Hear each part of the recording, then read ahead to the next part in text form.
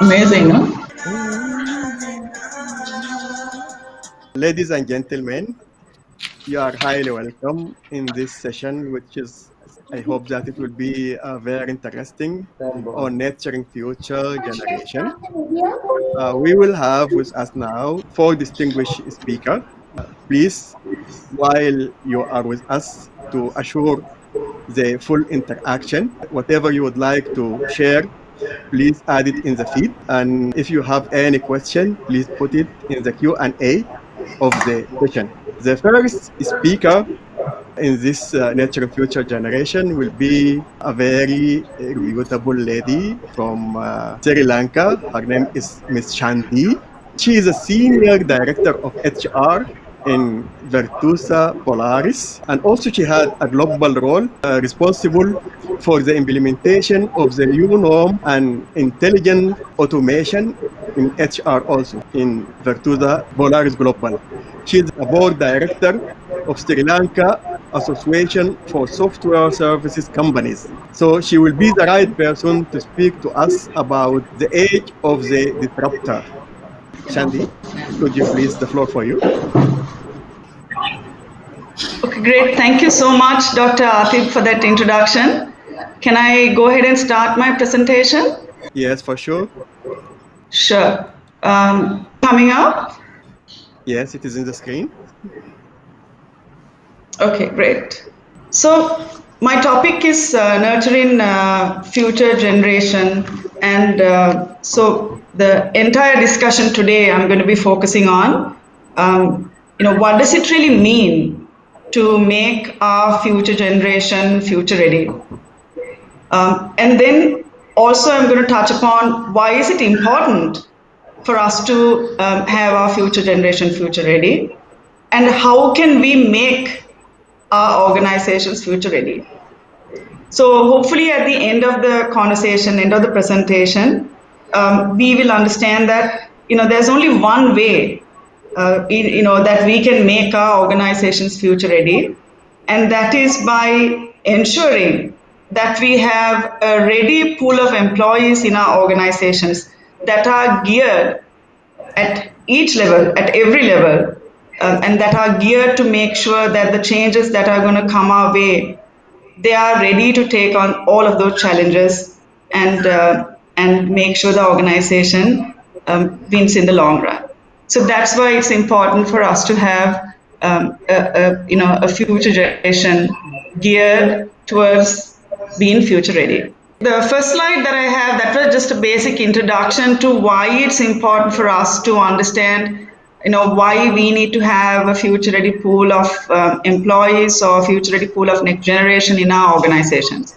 So the first slide that I have here is about a LinkedIn article that I read, and I thought this was so relevant for what we're going to speak today.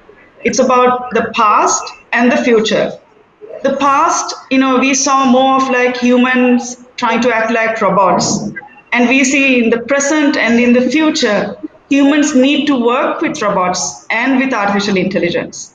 In the past, we talked a lot about work-life balance, but we can see in the present and in the future, it will be a lot about work-life integration and how ready we are to do that. And then in the past, we talked about knowledge being power, but now we see in the future and today that perpetual learning or continuous learning is going to be power. And then we talked about how intuition and how observations drove decisions. And in the future, it's going to be a lot about data-driven decisions. And the decisions, for example, are going to be supported by data analytics and modeling versus intuition and observation. There's an HBR study that I read through where they talk about the evolution of decision making.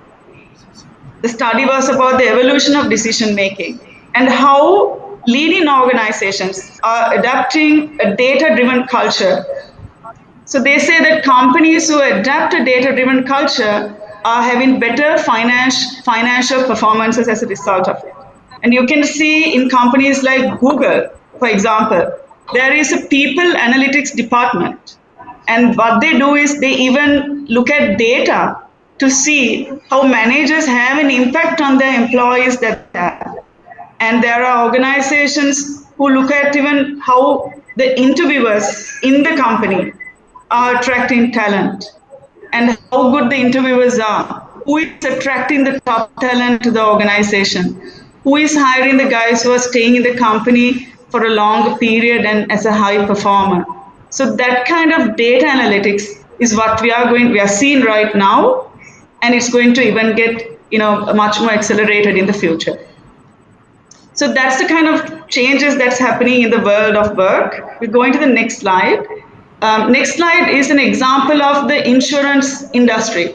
So this was an interesting article that I saw in a PwC report, a 2020 report that they've done. They're talking about how moving from resilience into reinvention, and that's what's going to help the insurance industry to succeed in the future.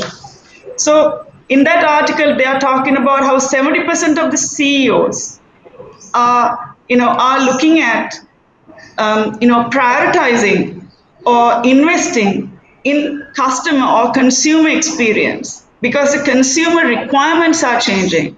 And if insurance companies are looking at only the speed and also the efficiency, that's not going to give them the USP. They will have to look at wow factors, personalized services to their consumers. So no amount of investment that they're going to make in their equipment or in their processes are going to help them to achieve what they want to if their workforce is still stuck in analog. So that's why it's really important in every industry, looking at how the industries are changing, that we focus on making sure that our workforce is ready to take the industry or take those organizations to the future. So in the same article, it's alarming to see that less than 25% CEO leaders or companies are telling in the insurance industry that they don't see a significant progress. Only less than 25% is saying that they have seen significant progress in developing the skills or defining the skills of the future and making sure that their employees are going through those skills in order to be future ready. So if we go to the next slide, we can see that the world of work is changing. And then the next slide, I'm trying to bring a point here by asking, are we ready to gear up for these changes that we talked about in the earlier slides? Industries are changing, technological landscape is changing, societal priorities are changing, consumers are changing. So jobs are going to constantly evolve, and the pandemic has only fast forward and added another twist to it.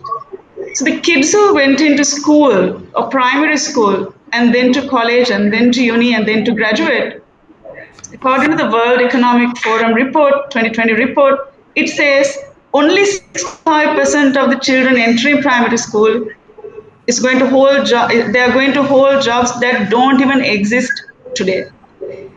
So for example, if you take a look at 3D printing, 3D printing came in the 1980s, but with cheaper,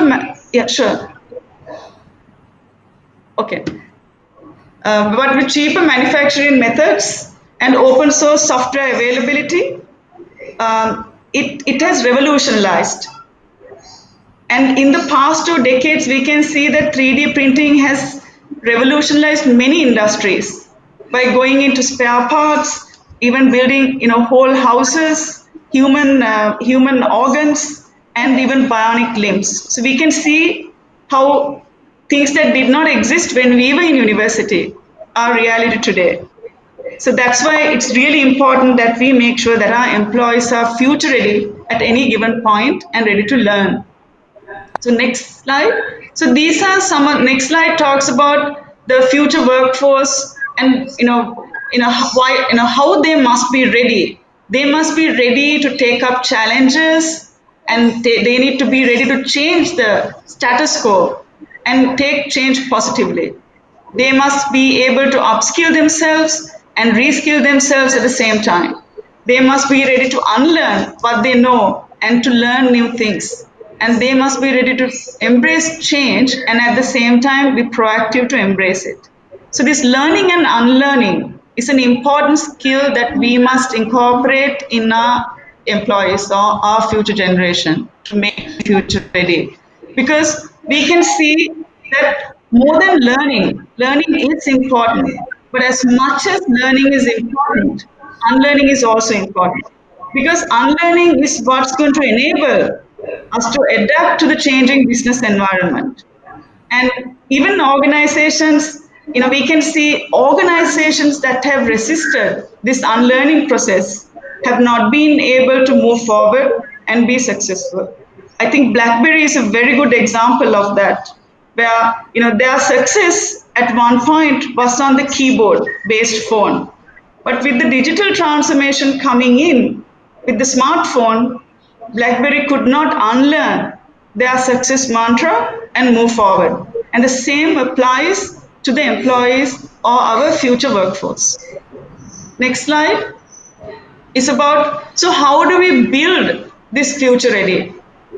In order for us to build future ready, looking at what we just discussed earlier few slides, we need to make sure that we build transferable skills that are not specific to one job. We need to prepare our employees for the rapidly changing landscape in technology, consumer requirements, and we need to make sure that we build the skills needed today to cope with tomorrow. We need to focus on skills that relate to how we work, not about the work they are doing today. This summarizes really well for me in an article that I read, a PwC article, and Carol Stubbings. She said, it's about people, not about jobs, because jobs will change or have already changed.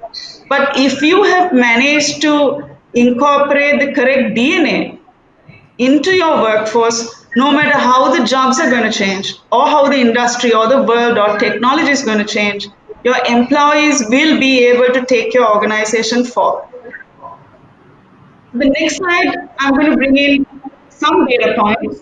This is mainly from the 2020 Future of Jobs report by the World Economic Forum. Just summarizing everything that we discussed today about the importance of reskilling. This report, the 2020 Future of Jobs report, says, is the next slide, Dr. Atif,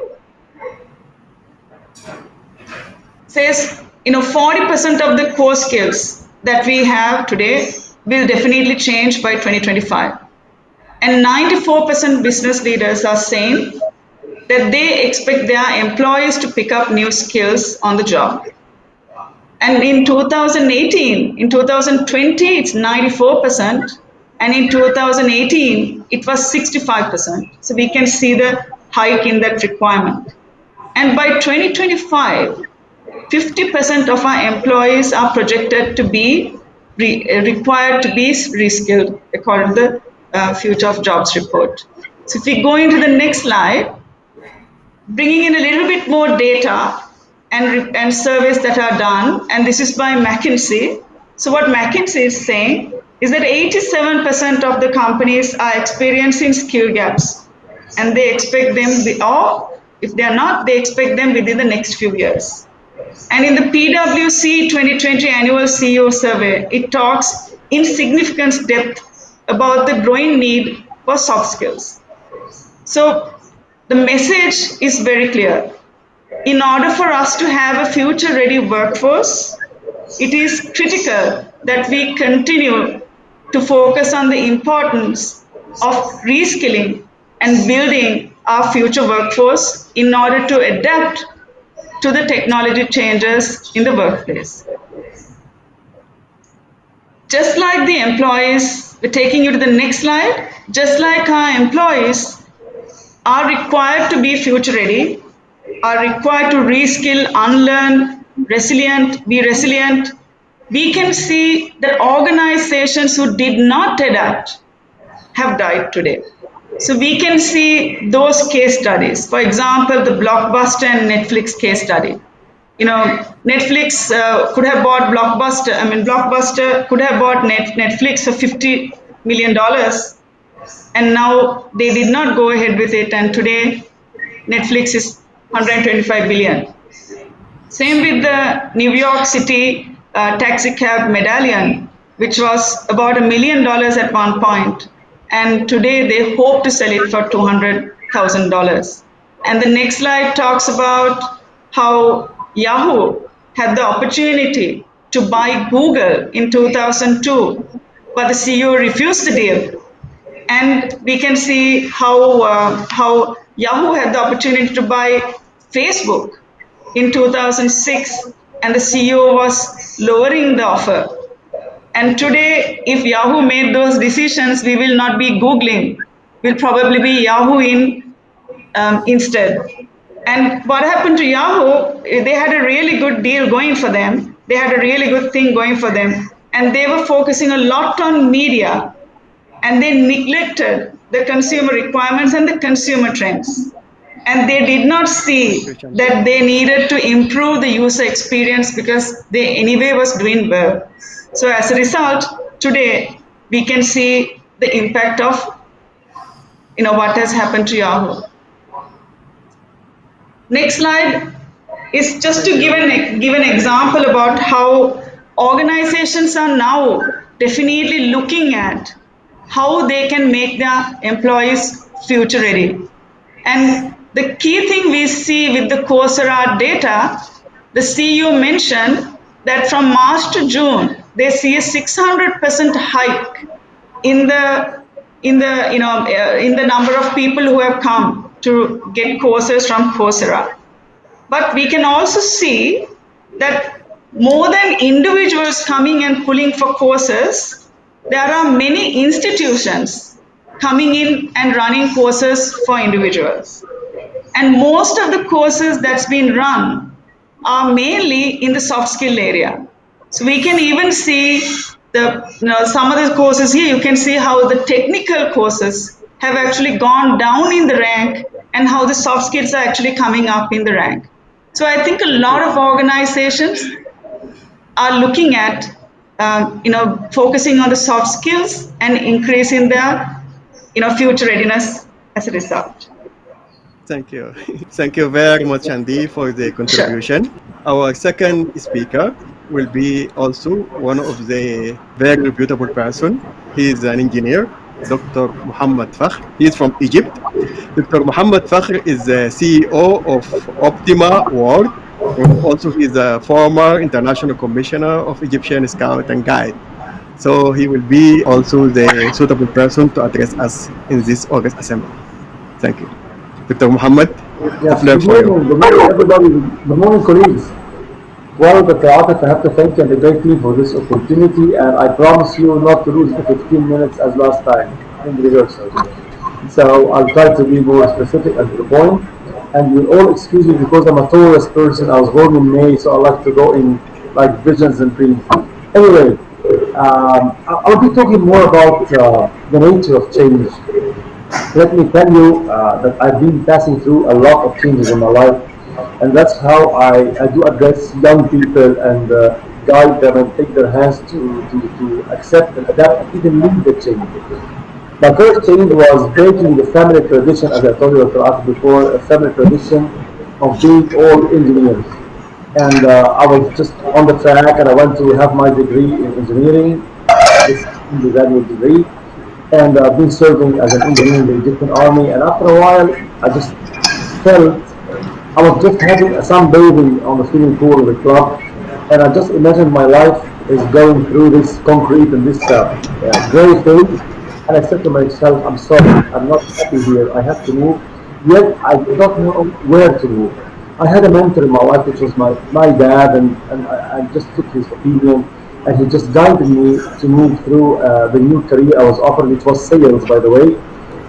And all of you know, of course, that this sales is totally different technically from engineering. And then I took his advice. I went, he told me, try something new. If you're happy, just go. If you're not happy, you can change. I went through sales. I claim I was good. Figures say so anyway. I was promoted a couple of times. Then I had to face a problem, and I had to put underline this that I was not happy with my boss, and I decided to find an action. He wanted just to get me out of the company, and I had the opportunity to change and go to the capital Cairo to join marketing. It was another change, and I just went to Cairo. I took many courses in Egypt and outside, and this is the point in change. You have to learn about what you're doing, to have knowledge, in order not to be living in a vague or ambiguity situation.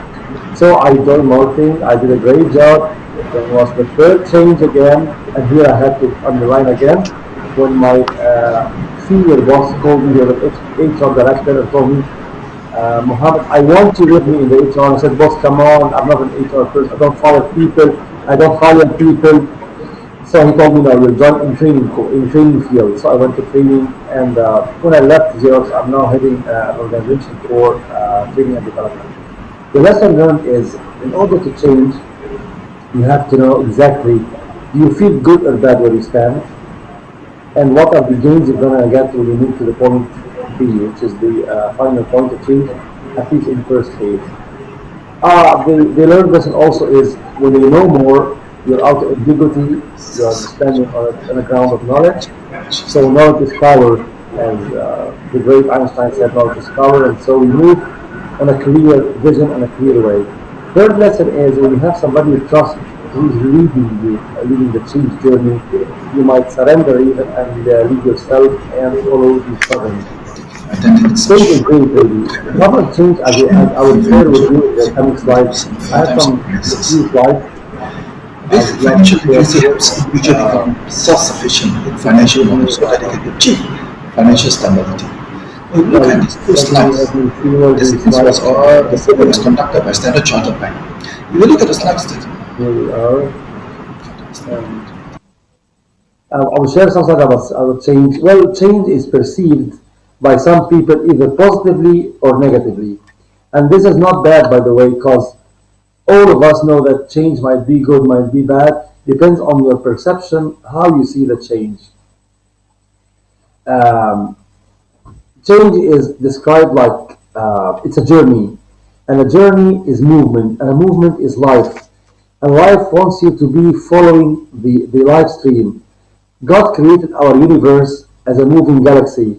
If we don't really move with this galaxy, we stop moving. As you see here, we're talking about leading the change. It's not change management. What's the difference between change management and leading the change? If you can imagine with me the guys who are doing wave surfing, some of them are successful and they mount the wave and go to the shore. Others are not successful and the wave just turns them upside down. What's the difference between the two? The wave is the wave and will continue as it is, as God created this wave. But some people study the wave, the amplitude, the strength, the direction, the angle, and they mount on it and lead the change to their own interest. Others confront the change and at least they lose. So if we say that some people might look the change as positive or negative, as you can see here, depends on their own perception of change. Am I losing from staying here, or am I gaining a benefit from moving to the next point? Here we need a lot of knowledge and we need a lot of clarity for the whole matrix of change, the whole matrix of people that are changing. Change is really divided into four main divisions or quadrants. First quadrant, which I call the amnesia quadrant, which is before knowing there is a change, living in comfort and peace, and as my colleague said before, the precious doctor said before, you can all remember the cases of some highly perceived brands like Nokia, like Kodak, like Vauxhall cars. All were living in comfort and control and think that they are controlling their own industry. And suddenly change happens, so we call this quadrant the strike. It says to the people, there is something happening. So they start going through the change, which is the mid of the change, and finally they get it completed. What are the different feelings and beliefs and ideas during the four quadrants here? Um, as you can see, there are different reactions, thoughts, and feelings, and it makes a difference if you are leading the change or somebody is leading you. It makes a difference in accepting, continuing the change, and of course, it makes a difference if it's personal or business change in the way you see it.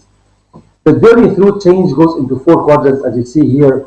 First quadrant is comfort and control. You feel nothing is happening. You're the best ever. You have the best product ever. You're controlling the world, like what happened to Nokia, for example.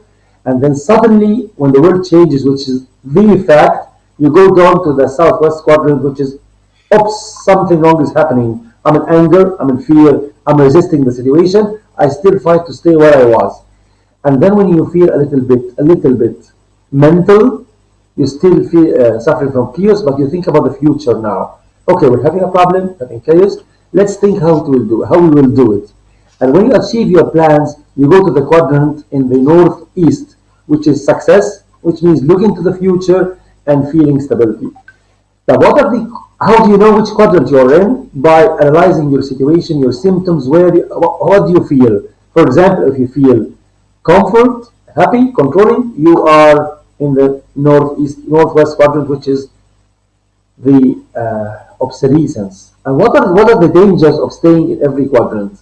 If you stay in comfort, here is the feelings. You feel comfortable, you feel relaxed, you feel safe. You stay in the northwest part. But when you go to the anger and the revolution of feeling world is changing around you and you're not, you feel frustrated, angry, afraid, betrayed, upset, everything.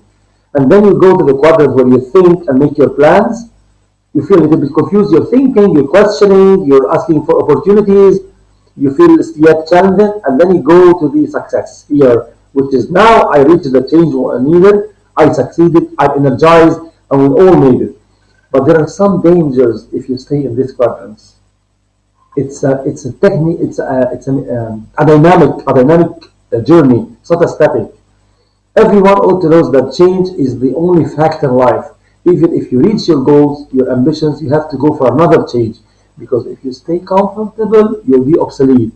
If you still feel anger and fear, you'll feel sick.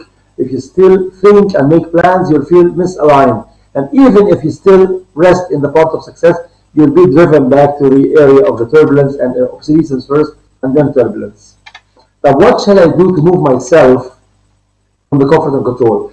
I have to make myself and my team feel there is a need for change. What's the need for change? Either dissatisfaction from the existing situation or the gain we're going to make in the future situation. And then when I go to anger, people are ready for change, I give them the solution, I present for them the change plan. And when they go to the third quadrant, which is the thinking and planning, I assess the situation and confirm with them the plans for change. And finally, when they reach success, I make another mechanism for change to make them moving and still moving and revolving. The art of progress, as said here, is the keeping the idea of change while you are the best and stable. And when you change, you keep the mechanism and plan and system for change. Change is inevitable. Your growth is optional. Your change will happen anyway. The wave is coming anyway. But your own growth is optional. Yet, do we resist change? Yes, we do resist change. Why? Some people fear to lose. Others mistrust the leaders. Others disagree with the subject in itself. And finally, others have no nature of change by itself. They are stagnant and stable. But resistors are good because they might show us we have some mistakes, make us think a little bit before moving, and show us where the resistance is, and finally they may be right. The crisis of change, some people say good, some people say bad, some people say danger, others feel opportunity. And what I want to tell you here is change is inevitable. Change is inevitable. Our own growth is optional. I would really mention a company where I worked with, which is Vodafone, the big multinational company, where I went to Switzerland to get my degree, my diploma about change, and we found that the company, if it did not change, will be obsolete. But how do we change? Through something called the VBO. We asked the people of Vodafone what are the future values and mechanisms you want in your company, and we took their opinion and reshaped it as the journey for change. Your change is inevitable, but your growth is your option. I'm sure that Rafat Al-Mahdi in scouting, which I'm proud I'm a scout master, we all working on creating a change for young people, enabling them. Why do you work with young people? Because young people are the change and the future. Well, I think I'm ready for your question. Thank you very much. Thank you, Dr. Mohamed Fakhr. Our next speaker is also one of the reputable person in the finance area. Is Mr. Wilson Cheah. He's a CEO, executive director, and also one of the holding shareholder of the Vietnam National Business Joint Stock Company. So he will be the right person to speak to us about the financial literacy in the time of crisis. Floor for you. Right, thank you, Dr. Atif. Now today I'll be presenting the session on nurturing future generation in terms of financial literacy in times of crisis. Now, financial literacy actually helps individual to become more self-sufficient in financial knowledge so that they can achieve financial stability. Now, I'm going to currently we are facing the COVID-19 crisis, and it is impacting the entire world. No countries have been spared. How this COVID-19 actually affected on millennials? This was actually extracted from the survey done by Standard Chartered. Now, when the survey was done across 12 countries, over 12,000 respondents, when they were asked what are their financial goals, what are your financial goals? The millennial answers, 43% they say for retirement. 31% of the millennials says they're going to save for major purchases like car and home. Only 28% of the millennials said that they will invest more wisely. Now, this is actually below what the non-millennials, which has recorded previously at 31%. When the millennial was asked, what challenges are you facing? And many of them, 31% of the millennials says they are feeling that the bank's balance is out of control. 23% of the millennials says they are increasing their bank borrowings. And all these signs are not good signs, because this shows that they lack of financial understanding. Now, I just want to share with you that I was actually in Da Nang City a few days back. Now, Da Nang City is known to be a tourist destination. I was actually shocked to see that many hotels actually closed down recently, and many hotels have recorded very low occupancy. You can see one of the photos, there's nobody on the road. The hotels are pretty dark, right? Some business even got like restaurants went into liquidation, business went into bankruptcies. Now, what does that mean? It means that most of industry like airlines, restaurant, and hotels are all practically all impacted. Now, so what does that tell us now? It tells actually the economic uncertainties, probably next year, probably 2 years from now, and unemployment is actually rising. People are losing jobs, loss of incomes. Even my friends, when I was in Da Nang, he lost his job in a factory. That's very sad to see that your own friends are losing jobs. Now, in this 15 minutes of sharing, I wish to share with you my personal journey on how I achieve financial stability. Now, when I was young, I was not taught about financial literacy in school. I was born in a family of 5. My dad was a teacher and my mom was a housewife.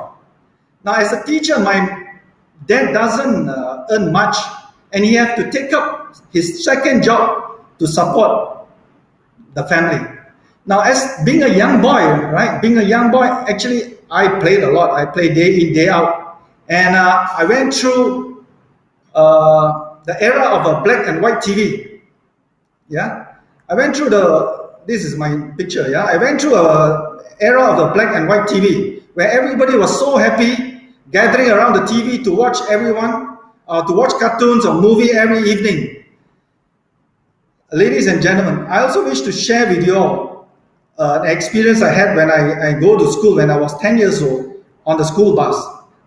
So I went to school by bus actually.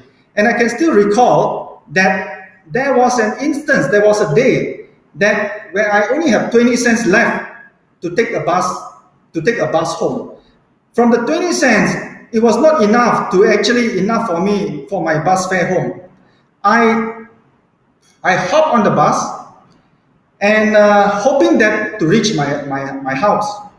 But halfway through the journey, the bus ticket checker, he hopped on the bus. Now, being a 10 years old boy, I was so scared, I was so afraid, and I quickly pressed the bell of the bus and I jumped down the bus on the next station. On that day, if I recall, I have to walk 8 kilometers back home through a small path full of bushes and tall trees. And I was scared and afraid because it was almost 5 something. It was in the evening and the sun was setting and it's getting dark during that time. Until today, I can still remember the feelings I had the experience. Now, even though I did not learn financial literacy in school, but from that experience, I have learned to keep some money just in case of emergency. I also wish to share with you all, ladies and gentlemen, an experience when I was still a young boy. I believe I was around 10 or 11 years old. I overheard a private conversation between my parents. My father said to my mom, "This month we are very tight. I'm not sure whether we have enough money to buy milk for Tina." Tina is my youngest sister. She was just born.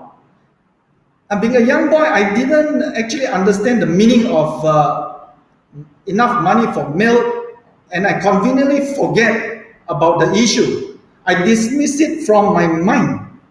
One day, after playing a very nice game of football, I was very hungry. I wanted to buy food. I came back and I went back home and I saw my mother's wallet on the table.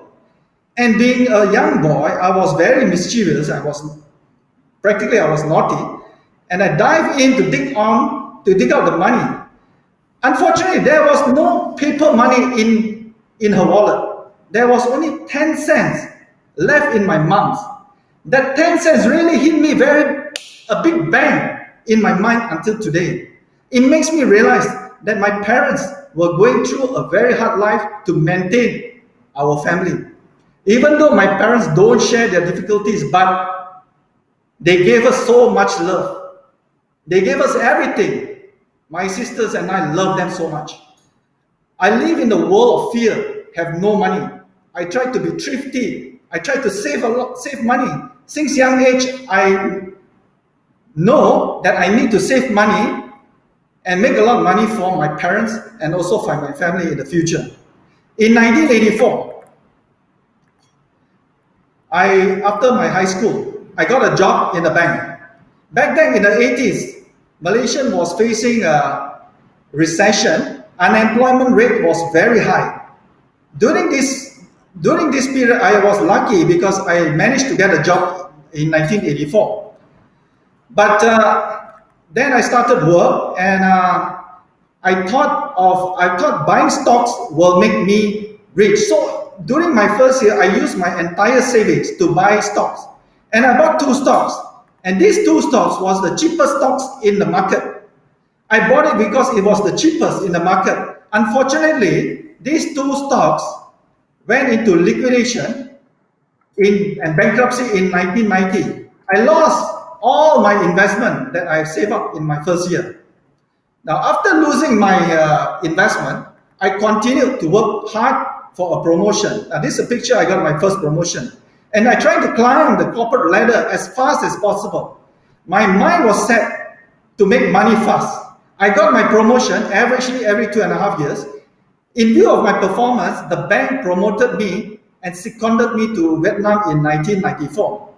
With a higher salary, I was able to buy more stocks, and I dumped all my savings into the stocks in the 90s. In the 90s, Malaysia was going through an economic boom. During this period, Malaysia was known as the Asia Tiger. Stock market was booming, as I can see from the graph. And every investor makes money on any stocks they invest. So what happened then? Unfortunately, in 1997, in the mid-1997, the Asian financial crisis it hit Southeast Asia. Stock market was plunged to an all-time low. Malaysian market was not spared. Now, during the same period in Q3 1997, I got married. I married with a beautiful wife until today. I can still recall that during my wedding, the stock market was plunging. Knowing that the stock market was plunging, I still managed to have a happy wedding. A few weeks after my wedding, my father asked me, how did my stock perform? I dare not tell him that I have lost more than R1 million. I kept quiet, not even to my wife for after a year. I kept quiet as I do not wish to get them worried. One thing I did realize, that I don't feel sad or depressed even though I lost my investment. You can see in 1997, the entire market crashed from the graph. Friend asked me, how did I manage to overcome that? I told them that I don't let my mind upset over financial losses, as I believe that I trust that I will make the money back again.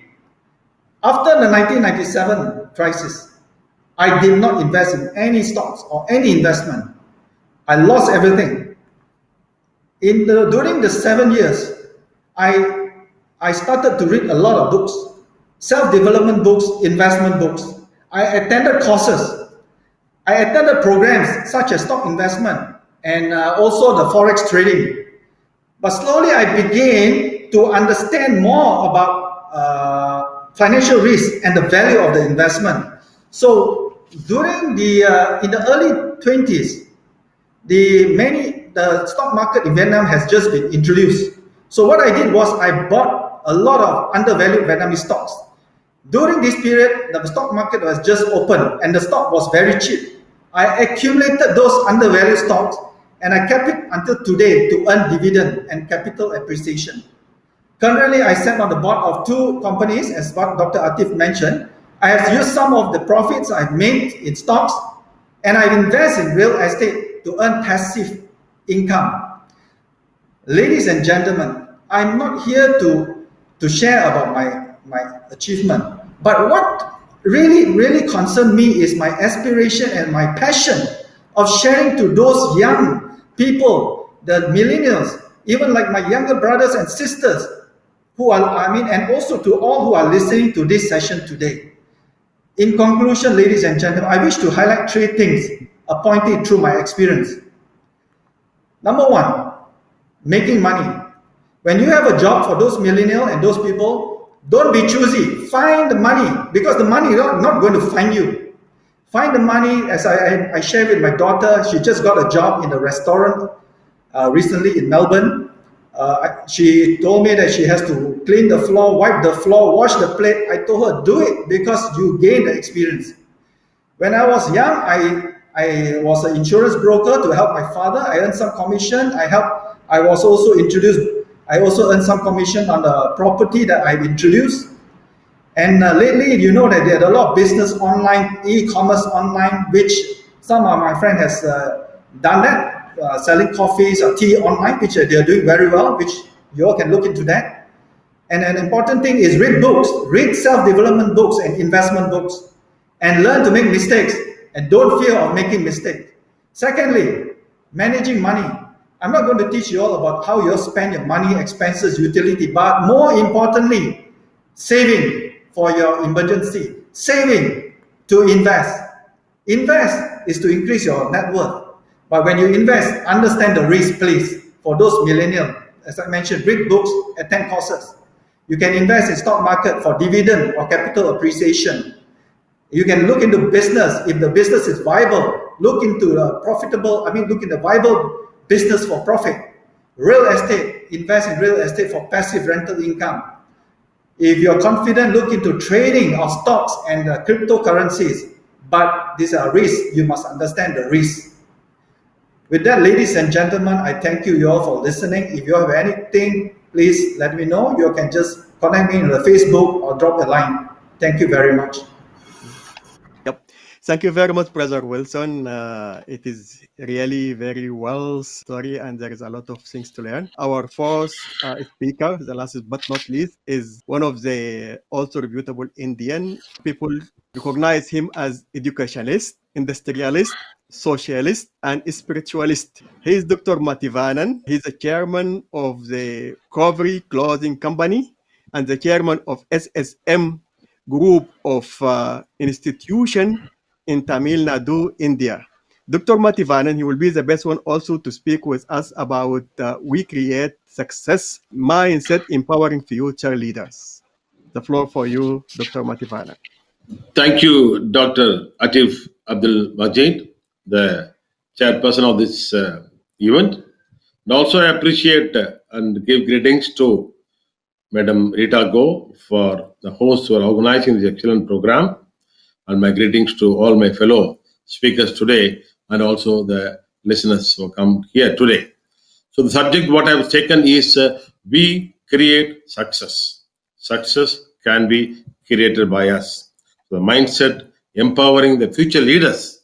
Mindset should empower the future leaders. That's the topic. And of course, the theme of this conference today is regenerating, reinvesting, and resilience. This is a theme. It's a very good theme selected. That's what is required. We should regenerate. We have got the energy. That's not enough. The energy should be increased. More energy should be given to us. Energy should be given to us. We should act very, very, not only fast, right action we should do. For that, we need the energy. So, regenerate is very, very important. The reinvest, of course, we should get it back. We should get it back. Reinvest. We should change. Changing is very much required in our life. So without change, of course, the gentleman also spoke about change. I'm going to speak also about change now. Change is required for every moment. We have to change ourselves towards goodness. And resilience, of course, resilience is very, very important, that we should jump back. The ability to recover. We should recover whatever lost. We should recover. We should jump back, and we should definitely go to a strong place. So all these three are very good for our life. So this is a very good topic selected by this conference. I am very glad to be associated at this conference. Of course, because of the pandemic situation, we are seeing each other in the internet. And thanks for internet for allowing us to see each other.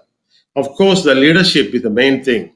So, future leaders, the leaders, we should make the leaders strong. We should make the leaders as leaders.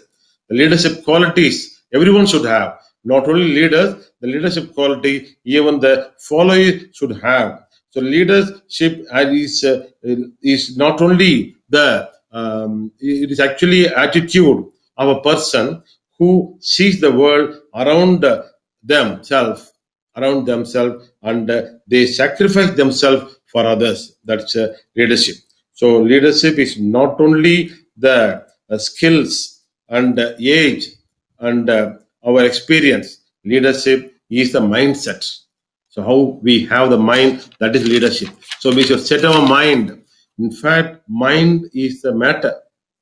Mind, we are born with the body, mind, and soul. Power is given from body to the soul through our mind, and the power from soul is taken from the soul through our mind to our body. We activate our body only by the mindset. All our activities are based only on our mindset. So we are born here. That itself is a great gift. Our birth is a gift to us. So we have intelligence, we have ambition, we have the curiosity, and we have the passion. So we should put everything into action. Then only we'll become successful. So when we do that, our mind is being set. As I told you, the body, mind, and soul. The body, mind, and soul. The mind is acting as a bridge. The bridge is, what is the duty of the bridge? This side and that side, people are going, things are going and coming. Bridge is helping. Likewise, mind is helping our body and soul to take the message from body to the soul and soul to the mind. So mind has to be set for all our activities. And of course, our the great saint Thiruvulluvar has said, Tiruvallur is a great saint and he has made many poems, and it is for the universal Tamil literature. What he said was, Takkar Tahviladar என்பது அவரவர்கள் எச்சத்தால் காணப்படும். The right person or wrong person. We are a neutral person or not. We are a moderate person or not. What is our quality? It's all based on our own efforts, our own residue, what we have done. That's based. That is we are making our life by ourselves. That is what Tiruvallur has said. So it is not the other persons are helping us. Without our knowledge, nobody can hurt us. All the things are happening only based on our reactions. What we react, based on that, we do that. So this is what is happening in the life. Mindset is the matter. Mind is a matter, as I told you. If you don't mind, it doesn't matter. So mind, we should make everything as a matter. Once what happened, John F. Kennedy, he was the president of America. We know only few names of American presidents, but one of the names is very, very popular is John F. Kennedy. He said in a meeting that when he was in the toilet, he was having some thinking. So when he came out of the toilet, he did not flush his ideas. He came out and went for a meeting. When he went for a meeting, he said in a meeting that America is going to send a person to the moon. Everybody got astonished. There is no plan like that. All NASA officials have come. Sir, we don't have any plans like that, sir. We have said it. I have said it. We have to do it. They have done it. It is possible by one individual. One individual thought has made this. Likewise, many examples we can say. One individual has got that much capacity and capability because those thinking should be exposed.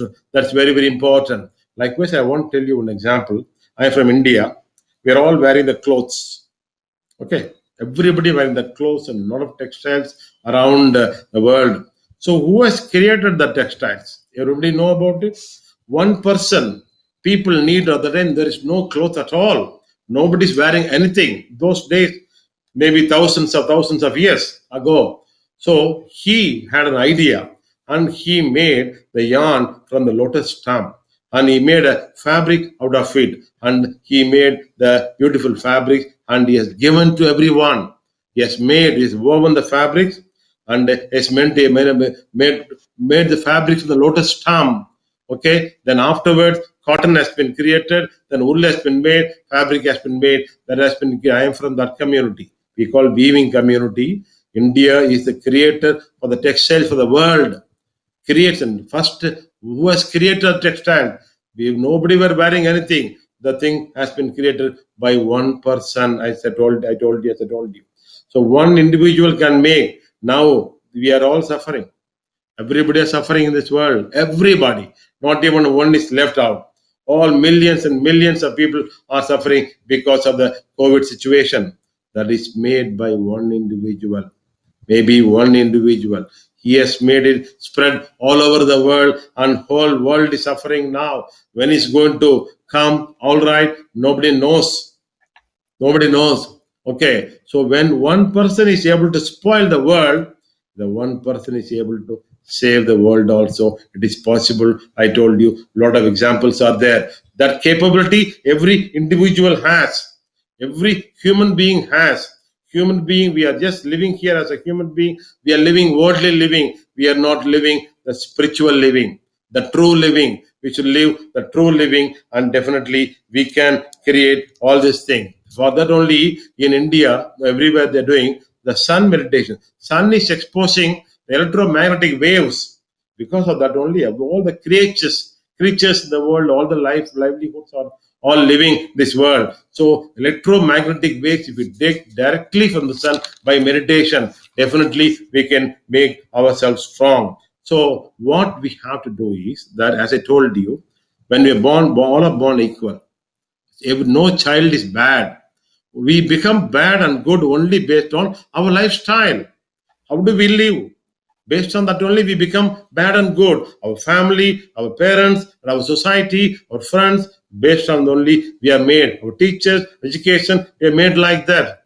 Whatever we have done until yesterday, we are today. So we are made like that. So what we have to do is we should prepare ourselves.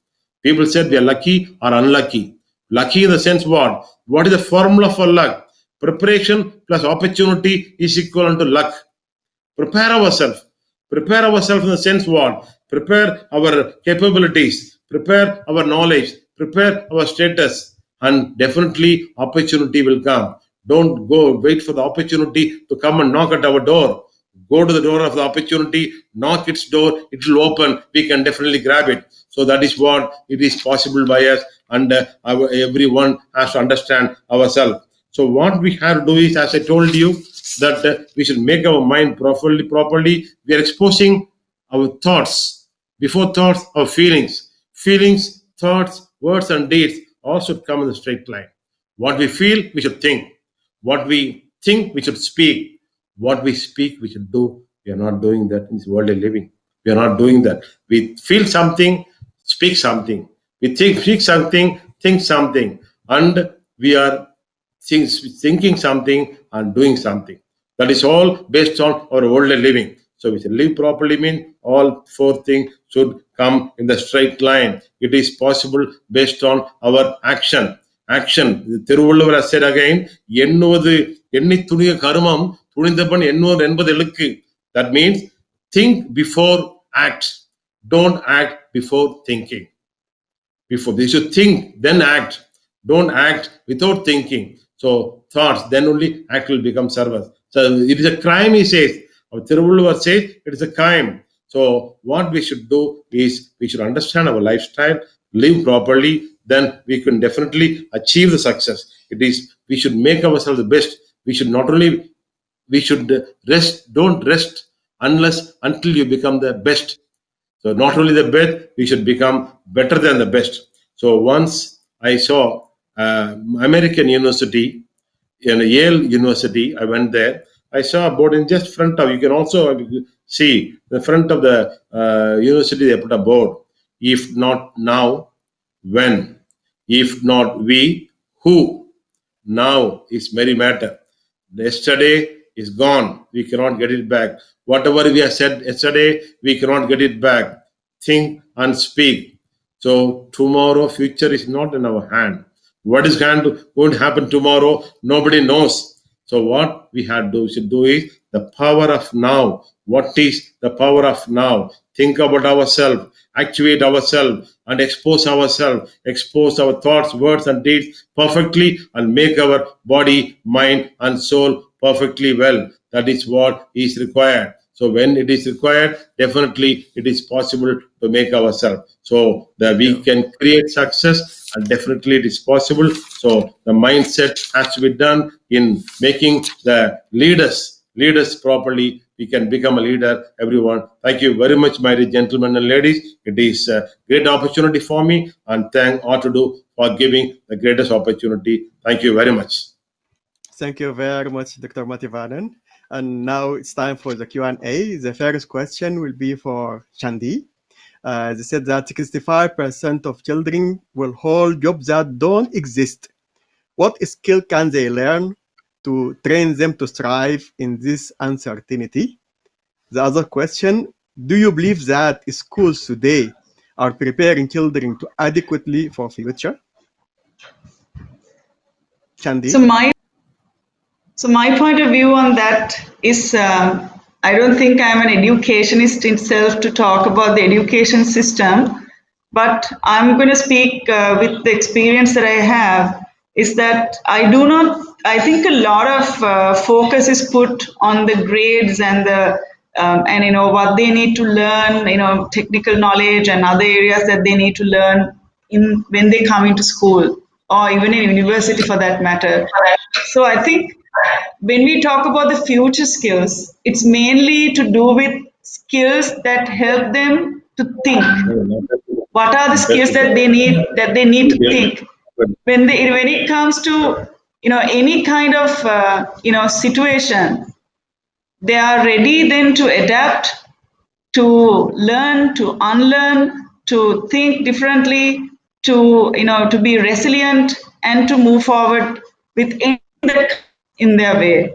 So is that being taught in schools? Is grit and growth mindset and concepts like that taught in school?